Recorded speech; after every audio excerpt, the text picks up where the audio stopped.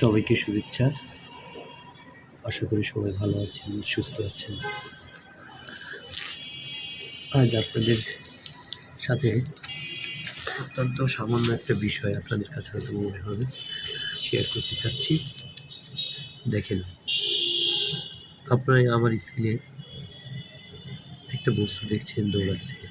আসলে এটা হচ্ছে পিঁপড়া। তারা কিছু খাবার সংগ্রহ করছে যেটা আছে তাদের শরীরের তুলনায় হয়তো বা কয়েকশো গুণ বেশি ভারী। আসলে এইটা বিষয় না, যে বিষয়টা শেয়ার করতে চাচ্ছি সেটা হচ্ছে একটা গোষ্ঠীকে সফলতার যে চরম শিখরে পৌঁছায় নিতে পারে, আমি সেটাই আপনাদের সাথে বর্ণনা করছি। দেখেন, হঠাৎ করে চোখে পড়লো পিঁপড়ার খাবারগুলো সংগ্রহ করছে, এবং সব থেকে একটা জিনিস বেশি ভালো লাগছে যে একটা শ্রেণী বা একটা গ্রুপ কাজ করছে, আবার ছেড়ে দিচ্ছে আর একটা গ্রুপের কাছে,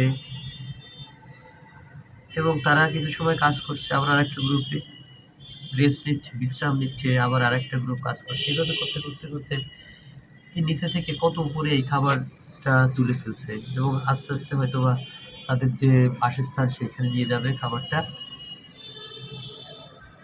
আসলে আমি যে বিষয়টা বলতে চাচ্ছি যে আর একতা যে মানুষকে সফলতার চরম শিখরে পৌঁছে নিতে পারে, যেটা এই পিঁপড়ার দিকে তাকালে বোঝা যায়।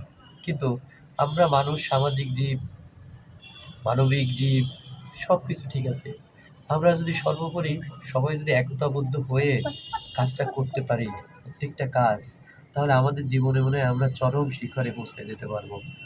আর যে ধর্ম অবলম্বনী না কেন, যে সৃষ্টিকর্তা বলেন, ঈশ্বর বলেন, আল্লাহ বলেন, যাতেই বিশ্বাস করি না কেন, এতে করে আমরা মনে হয় যার যার প্রভুকে খুশি করতে পারবো একতাবদ্ধ থেকে। আশা করি সবাই পিঁপড়া থেকে অনুপ্রাণিত হবেন। অত্যন্ত সবার দীর্ঘায়ু ও সুস্থতা কামনা শেষ করছি। ধন্যবাদ সবাইকে। ভালো থাকবেন, সুস্থ থাকবেন।